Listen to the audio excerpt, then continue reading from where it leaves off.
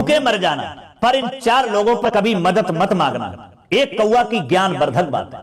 जय श्री कृष्णा मित्रों, आज इस वीडियो में जो हम आपको कहानी सुनाने के लिए जा रहे हैं, ये कहानी एक कौवा की है, जिस कहानी में एक कौवा ने ऐसी ज्ञानवर्धक 4 बातें बताई हैं, जो उस कौवा की ये ज्ञानवर्धक बातें आपको वो सीख देके जाएंगी जो आपने कभी सोचा भी नहीं होगा। ये कहानी कहने का मतलब है कि बहुत ही ज्ञानवर्धक एवं प्रेरणादायक है। वो कौन सी 4 बातें हैं जो कौवा ने बताई हैं? क्योंकि मित्रों, किसी ने कमाल की बात कही है कि चाहे भूखे मर जाना, पर इन 4 लोगों पर कभी मदद की भीख मत मांगना। तो मित्रों, वो कौन से 4 लोग हैं जो कौवा ने बताए हैं कि भूखे मर जाना, पर इनसे कभी मदद की भीख मत मांगना? आइए जानते हैं इस कहानी के माध्यम से। बस आपसे निवेदन है कि हमारी कहानी को पूरा सुने। और ये मित्रों, अधिक विलंब न करते हुए अब सीधे कहानी पर पहुंचते हैं। दोस्तों, एक समय की बात है कि किसी जंगल में एक बार तबाही आ गई। तबाही कैसी आ गई कि उस जंगल में बारिश के सीजन में भी, यानी पूरी साल बारिश नहीं हुई, एक बूंद पानी भी नहीं बरसा, सूखा पड़ चुका था। इसलिए जंगल के रहने वाले जानवरों के लिए, पशु पक्षियों के लिए कोई भी खाने की व्यवस्था नहीं रही थी। सब भूखे मर रहे थे। जानवर, पशु पक्षी धीरे धीरे उस जंगल को छोड़ करके दूसरे जंगल की ओर जाने लगे थे, दूसरे राज्य की ओर जाने लगे थे। दोस्तों, उसी जंगल में एक कौवा का जोड़ा रहता था। वो कौवा का जोड़ा एक वृक्ष की डाल पर बैठा हुआ था। कौवा की जो मादा थी कौवी, वो बहुत ही भूखी थी, क्योंकि 3 दिन हो गए थे उन कौवा और कौवी के लिए कुछ खाने को नहीं मिला। कौवी बैठी बैठी डाली पर इधर उधर निहार रही है, कहीं कुछ खाने को मिल जाए। तब तक क्या होता है कि उसी वृक्ष के नीचे एक लोमड़ी एक मांस का टुकड़ा दबा करके आ जाती है। कौवी ने देखा तो उसके मुंह में पानी आ गया, और कौवी जो थी लोमड़ी से कहने लगी, लोमड़ी बहन, मैं 3 दिन से भूखी हूं, बहुत बड़ी मेहरबानी होगी, आप जो हैं इसमें से थोड़ा मांस का टुकड़ा हमको भी दे दो, जो हमारी भूख शांत हो जाए, नहीं तो मेरा दम निकल जाएगा। दोस्तों, लोमड़ी ने देखा कौवी की तरफ कि कौवी अपने पति कौवा के साथ में बैठी है। तो लोमड़ी तो चालाक थी, क्योंकि ये तो आप जानते ही हैं कि लोमड़ी चालाक होती है। लोमड़ी ने विचार किया, इस मांस का टुकड़े से तो हमारा पूरी तरह से पेट भी नहीं भरेगा, और ये अच्छा मौका है, इसको अपने पास बुलाते हैं, और जैसे ही ये कौवी पास में आएगी इसको मारेंगे और खा जाएंगे, हमारा पेट भर जाएगा। दोस्तों, फिर लोमड़ी ने कौवी से कहा कि कौवी, घबराइए नहीं, तुम नीचे आ जाओ और तुम्हें अपने पास में बैठाल करके बड़े प्यार से तुम्हें इस मांस को टुकड़े को खिलाएगी। दोस्तों, कौवी तैयार हो जाती है, और जब जाने को होती है लोमड़ी के पास में, तभी कौवा रोक लेता है। कौवा कहता है, क्या पागल हो गई हो तुम? अरे ये हमारी तुम्हारी दुश्मन है, ये शिकारिन है। अगर तुम नीचे गई, ये मांस के टुकड़ा को छोड़ देगी और तुम्हें मार करके खा जाएगी। कौवी कहती है, नहीं महाराज, मैं जाऊंगी जरूर, ये हमारे साथ ऐसा नहीं करेगी। कौवा फिर समझाता है, तुम मेरी बात को समझो, इसके पास ना जाओ, और नहीं तो ये तुम्हें मार के खा जाएगी। कौवी फिर भी कौवा की बात को नहीं समझती है। तो कौवा कहता है कि ऐसे तुम नहीं समझोगे, हम तुम्हें एक दास्तान सुनाते हैं, तब तो तुम समझोगे। ध्यान से मेरी पहले एक बात को सुनो, उसके बाद में जाना।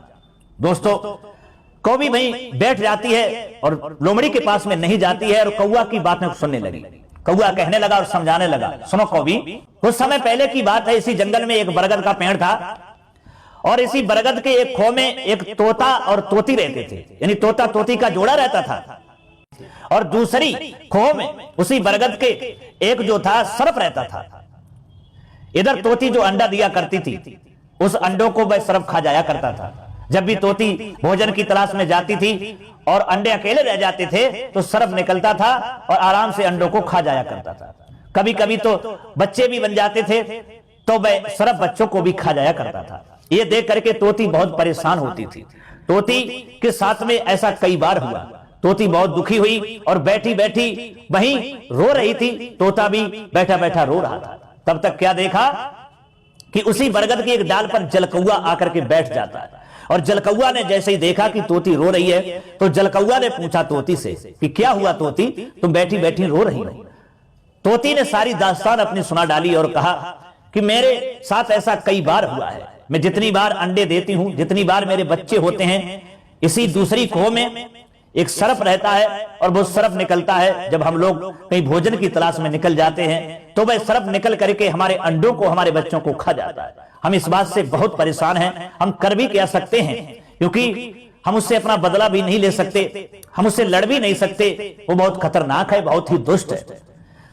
कौवी की ऐसी दुखभरी दास्तान सुनकर के उस जलकौआ को तरस आ जाता है और जलकौआ कहता है तुम्हें नहीं मालूम, अब हमारे साथ चलिए, पास में एक तालाब है, उससे मछली पकड़ करके लाएंगे। तोती कहती है मैं आपकी बात को समझी नहीं। तब वह जलकौआ समझाता है जब दुश्मन भारी पड़ जाए, जब शत्रु पहलवान हो, बड़ा हो और उससे जाकर के लड़ ना सको, तो उसे बुद्धिमानी से हराना चाहिए। तोती ने कहा वो कैसे? तब जलकौआ समझाता है पास वाले तालाब से मछलियां पकड़ करके लाएंगे और थोड़ी दूर पर एक नेवला का बिल है और नेवला के बिल के दरवाजे पे डाल देंगे और थोड़ी थोड़ी दूर पर मछली को डालते हुए चले आएंगे और आकर के सरफ के खो के दरवाजे पर लास्ट मछली छोड़ देंगे और नेवला जैसे ही निकलेगा मछलियों को खाते हुए यहीं तक आ जाएगा और वो सरफ को देखेगा और सरफ को मार देगा, तुम्हारा दुश्मन खत्म हो जाएगा। दोस्तों, तोती ने जब जलकौआ की ऐसी बातें सुनी तो उसे भरोसा हो गया। तोता को साथ लेकर के जलकौआ के साथ जाती है और तालाब से मछलियों को पकड़ती है।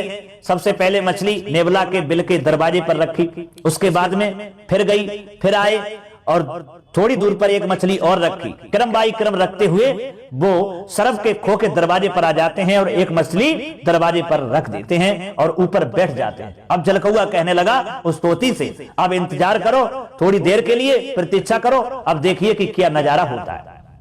दोस्तों, इधर क्या होता है, थोड़ी देर के बाद में जब नेवला उस बिल से बाहर निकलता है और उसने दरवाजे पर जब मछली पड़ी हुई देखी तो भगवान को धन्यवाद देने लगा और कहने लगा प्रभु आज तो आप बहुत ही मेहरबान हैं जो भोजन स्वयं चल करके हमारे घर पे ही आ गया। मछली को नेवला खाता है, उसके बाद में वो नेवला और आगे बढ़ता है तो उसे मछली एक और मिलती है, फिर वो खाता है, फिर आगे बढ़ता है, यानी क्रम बाई क्रम मछली उसे मिलती चली गई, वो खाता चला गया और खाते खाते वहीं आ गया जहां वो सरफ रहता था। उसके दरवाजे पर एक मछली पड़ी थी, नेवला ने वो मछली खाई।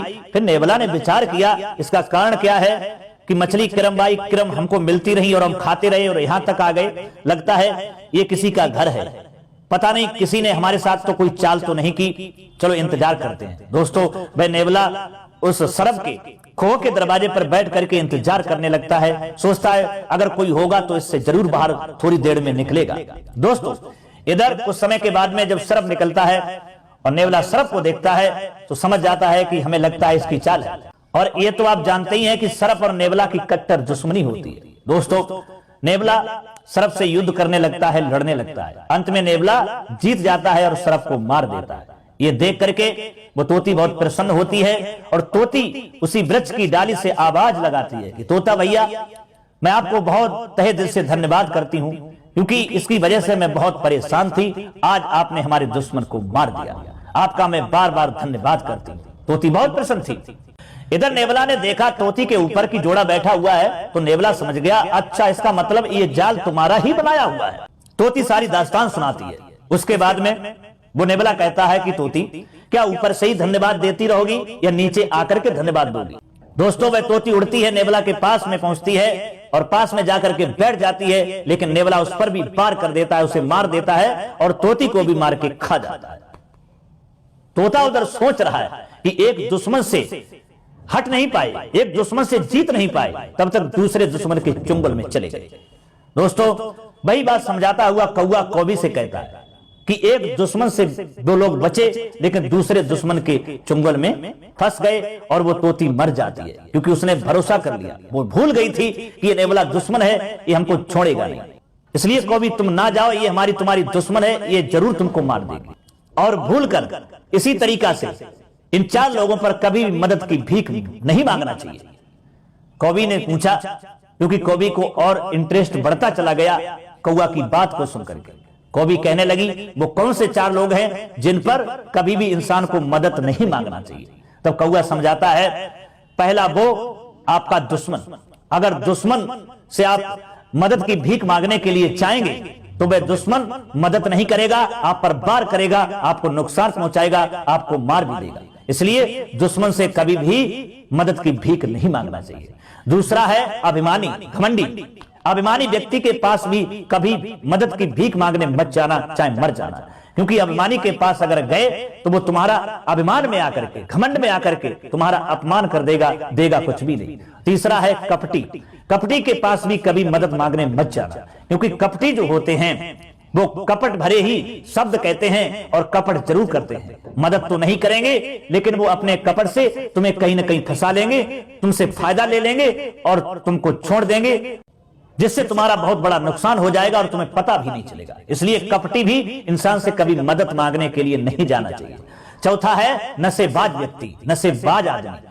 नशेबाज आदमी के पास भी कभी भी मदद की भीख मत मांगना। जैसे अगर आप कहीं जा रहे हैं, रास्ते में खड़े हैं, आपको कोई वाहन नहीं मिल रहा है और कहीं से एक बाइक वाला नशे में आ गया और उसके लिए आपने हाथ दिया, उसने रोक दिया और उसकी बाइक पर बैठ गए, क्योंकि वो तो नशे में है। आप तो जानते हैं कि नशे में व्यक्ति वाहन कैसे चलाएगा, कहीं ना कहीं जाकर के तो ठोक देगा या कहीं गड्ढे में डाल देगा, खुद मरेगा और तुमको भी मार देगा। तो इसलिए नशेबाज आदमी से भी कभी भी मदद की भीख मत मांगना। चाहे रास्ते में मर जाना, चाहे भूखे हो तो मर जाना, लेकिन ऐसे 4 लोगों पर कभी भी मदद की भीख मत मांगना। एक दुश्मन, दूसरा अभिमानी, तीसरा कपटी और चौथा नशेबाज आदमी। दोस्तों, कौआ की इस तरीका से बातें सुनकर के वो कौवी समझ जाती है कि हमारा पति कौआ सच कह रहा है, वो नहीं जाती है। तो दोस्तों, ये कहानी हमको यही सीख देती है कि भूखे मर जाना, लेकिन इन्हीं 4 लोगों पर कभी भी मदद की भीख मांगने मत जाना, क्योंकि इन 4 लोगों पर, कपटी, दुश्मन, अभिमानी, नशेबाज, ऐसे लोगों पर अगर मदद की भीख मांगने के लिए गए तो आपको मिलने वाला कुछ नहीं है, आपका नुकसान हो जाएगा, आपका अपमान हो जाएगा, आपकी जिंदगी भी जा सकती है। तो दोस्तों, कैसी लगी हमारी ये कहानी? अगर ये कहानी आपको अच्छी लगी है, पसंद आई है, तो कमेंट बॉक्स में राय जरूर देना और हो सके तो अपने मित्रों के लिए भी शेयर कर देना। फिर मिलेंगे अगली वीडियो में किसी नई ज्ञान चर्चा के साथ में। तब तक के लिए सब्सक्राइबर बंधुओं एवं दर्शक भाइयों के लिए राधे राधे, जय श्री कृष्णा, ओम नमः शिवाय।